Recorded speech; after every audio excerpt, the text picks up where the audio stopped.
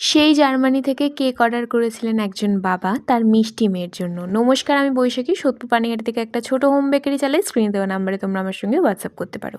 হ্যাঁ, তোমরা ঠিকই শুনেছ, জার্মানি থেকে একজন আমায় ফোন করেন। তিনি আমায় বলেন যে তার মেয়ের কাছে একটি কেক আমায় পাঠিয়ে দিতে হবে। যেহেতু নিয়ারেস্ট অ্যাড্রেসের মধ্যে ছিল, সেই জন্য আমি সেখানে গিয়ে ডেলিভারি দিয়ে আসি।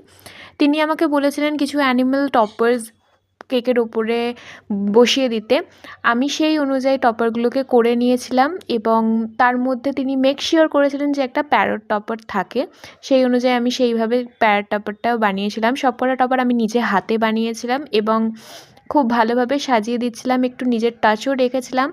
আই হোপ তোমাদের এই ভিডিওটা ভাল লাগবে। ভাল লাগলে অবশ্যই লাইক করো, সাপোর্ট করো আমাকে একটুখানি।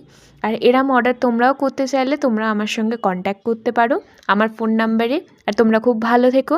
টাটা।